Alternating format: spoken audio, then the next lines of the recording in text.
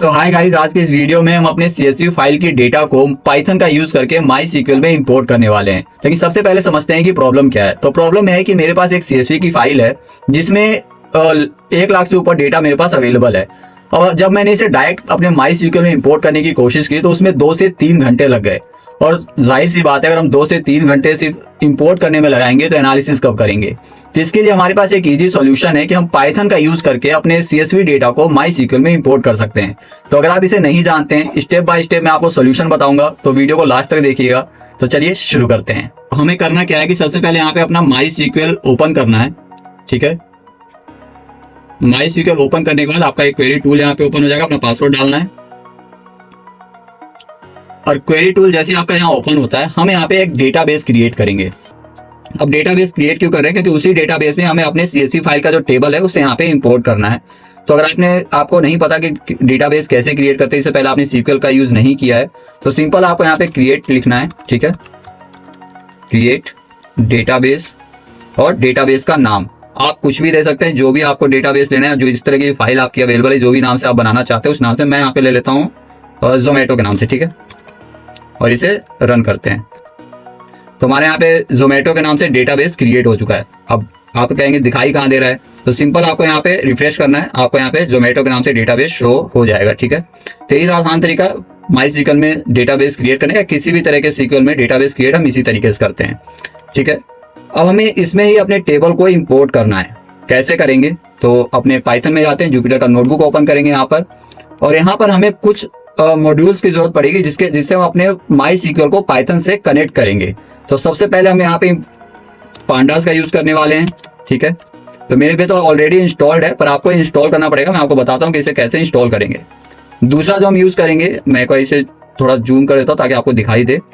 और दूसरा जो हम यूज करेंगे वो होगा हमारा SQL Alchemy, जिससे हम क्रिएट इंजन क्रिएट करेंगे।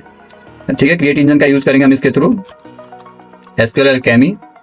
और तीसरा जो हम यूज करने वाले हैं वो है MySQL कनेक्टर। ठीक है, MySQL कनेक्टर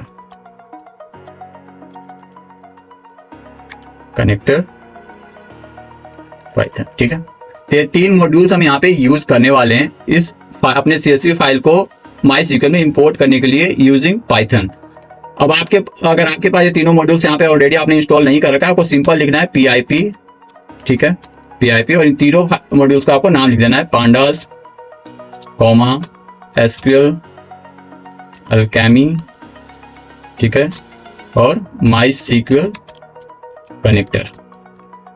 कनेक्टर पाइथन। ठीक है, सिंपल इसी क्वेरी को आपको यहाँ पे रन करना है और आपका ये तीनों जो मॉड्यूल है वो आपके इंस्टॉल हो जाएगा। ठीक है, मेरे में ऑलरेडी इंस्टॉल है, मैं इसे कमेंट कर देता हूँ।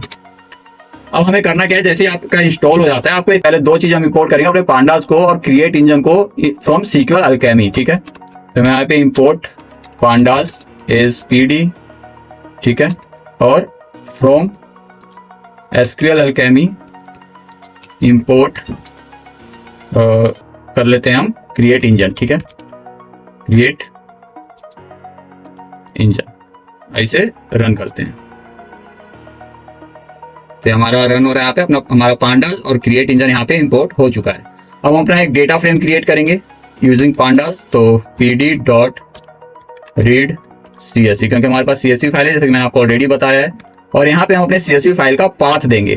तो मैं फाइल को ओपन करता हूँ और यहाँ पे जैसे कि मेरे पास CSV फाइल है यहीं पे अवेलेबल है, यहाँ पे राइट क्लिक करना है जहाँ पे भी आपका फाइल अवेलेबल है और कॉपी एज पाथ करना है। ठीक है, और इसे हम यहाँ पे पेस्ट कर देंगे। क्या है कि यहाँ पे कभी कभी हमारे पास स्लैश का इशू आता है, तो इसलिए सिंपल यहाँ पे आपको R का यूज कर देना है। ठीक है, और हमारा सही हो जाएगा। इसे रन करते हैं तो हमारा डेटा फ्रेम क्रिएट हो चुका है। तो मैं आपको शो कर देता हूँ df.info। ओके, वैसे प्रिंट कर लेते हैं, प्रिंट, और इसे रन करते हैं। तो जैसे कि आप देख सकते हैं हमारा जो डेटा सेट है CSV फाइल जो हमारा इंपोर्ट हो चुका है, सारे कॉलम्स हमारे यहाँ पे आ चुके हैं। अब इसी डेटा सेट को हमें MySQL में इंपोर्ट करना है, तो इसके लिए सबसे पहले हमें एक इंजन क्रिएट करना पड़ेगा। एक इंजन वेरिएबल क्रिएट करेंगे और यहाँ पे क्रिएट इंजन का यूज करेंगे। ठीक है, क्रिएट इंजन, और यहाँ पे हमें एक स्ट्रिंग क्रिएट करना है। मैं आपको एक बार ऊपर कमेंट में दे देता हूँ ताकि आपको आसानी हो यहाँ पे।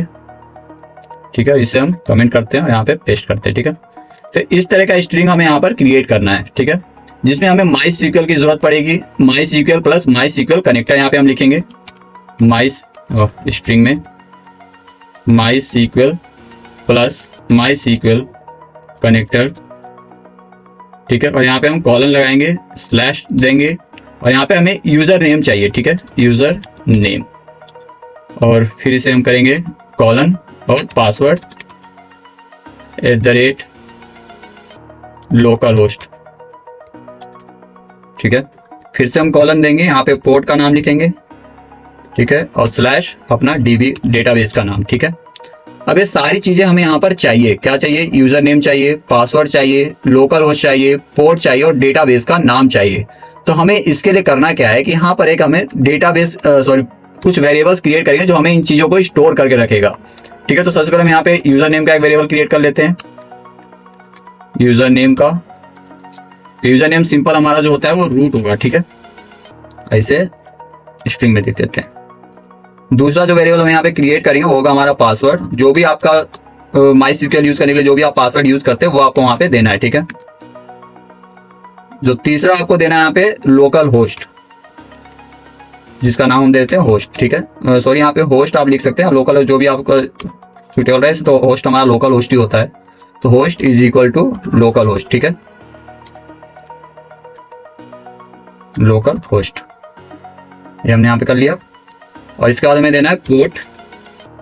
पोर्ट हमारा होता है कि मैं आपको माई सीक्वल ओपन करके दिखाता हूँ कहाँ पे आपको ये सब सारी चीजें मिलेंगी। यहाँ पे एडमिनिस्ट्रेशन जो आपको लिखा हुआ दिख रहा है इस पे आपको जाना है और यहाँ पे सर्वर स्टेटस में जाना है, ठीक है। तो यहाँ पे पोर्ट जैसे आपको मेरा आ रहा है 3306, ठीक है, तो आपका भी सेम ऐसा ही कुछ आ रहा होगा, तो 3306 हम यहाँ पे यूज कर लेंगे। और लोकल होस्ट अगर आप अपने लोकल सिस्टम यूज कर रहे हैं तो लोकल होस्ट यहाँ पे जाएगा, ठीक है। और डेटाबेस का नाम जो हमने क्रिएट किया था वहां पे वो हम यहाँ पे दे देंगे, ठीक है। डेटाबेस नेम जो है कि हमारा जोमेटो, आपने जो भी डेटाबेस का नाम दिया है वो आपको यहाँ पे लिखना है और इसे रन कर लेते हैं। तो चारों वेरिएबल्स हमें यहाँ पे क्रिएट हो चुके हैं। अब इन चारों वेरिएबल्स को हमें इन जगहों पे यूज करना है, तो इसके लिए हम यहाँ पे क्या करेंगे, एफ स्ट्रिंग का यूज करेंगे ताकि हम अपने वेरिएबल्स को यहाँ पे यूज कर सके, और यहाँ पे इस ब्रैकेट को यूज करेंगे ताकि हमारा वेरिएबल यहाँ पे आ सके, ठीक है। तो जो भी हमने वेरिएबल यहाँ पे यूज किया कर्ली ब्रैकेट्स के अंदर हम उसे लिखते हैं तो वेरिएबल हमारा यहाँ पे यूज हो जाता है, ठीक है। तो यूजर नेम में हमारा रूट आ जाएगा, पासवर्ड में जो भी हमने पासवर्ड जो आपने दिया है वो आ जाएगा, होस्ट में आपका लोकल होस्ट आ जाएगा, पोर्ट में आपका 3306 आ जाएगा, और डेटाबेस के नाम में आपका जोमेटो आ जाएगा, ठीक है। और इसे रन करते हैं तो हमारा इंजन यहाँ पे क्रिएट हो चुका है, ठीक है। तो हमारा इंजन यहाँ पे क्रिएट आपको हो चुका है। अब हमें क्या करना है कि अपने डेटाबेस, अपने जो हमारा जो फाइल जो हमने यहाँ पे अपना डेटा फ्रेम क्रिएट किया है उसे हमें माई सीक्वल में इंपोर्ट करना है। सिंपल है, क्या करना है देखो, df.to सीक्वल, ठीक है। और यहाँ पे हमें कुछ नाम देने हैं। सबसे पहले क्या देना है हमें, अपने टेबल का नाम, जो भी हम टेबल का नाम देना चाहते हैं वो हमें नेम और टेबल का नाम देना है। मैं यहाँ पे दे देता हूँ ecom डेटा, आपका जो भी टेबल का नाम आप रखना चाहते हैं वो आप दे सकते हैं, ठीक है। दूसरा हमें देना है कॉन्फ़िगरेशन, जो कि हमारा होगा इंजन जो हमने क्रिएट किया है, ठीक है।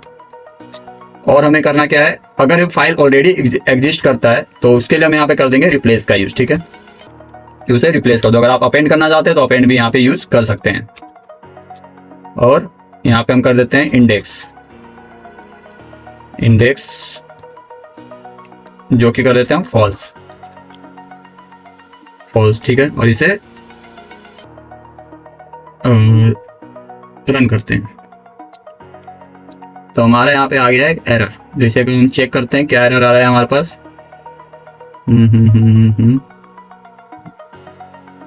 Database non MySQL server host localhost, oh हमने यहाँ पे लोकल होस्ट गलत लिखा है।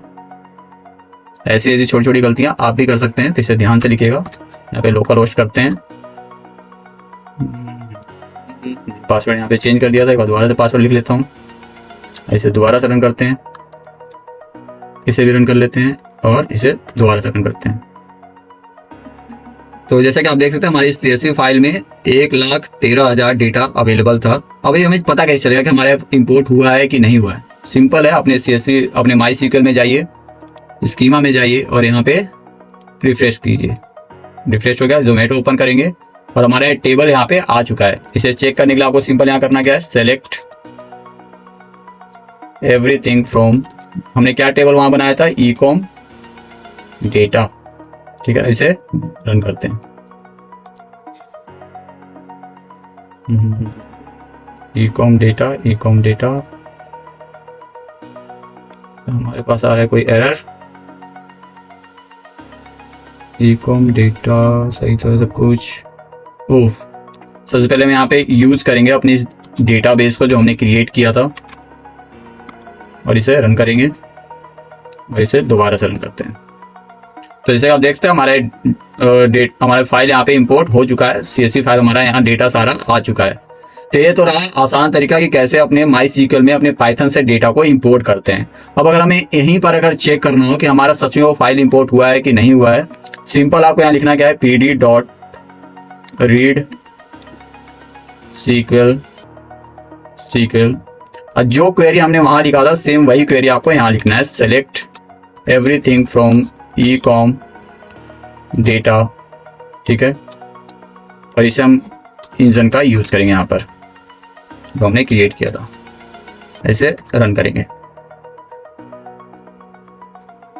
तो जैसे कि आप देख सकते हैं हमारा डेटा यहाँ पे इंपोर्ट हो चुका है।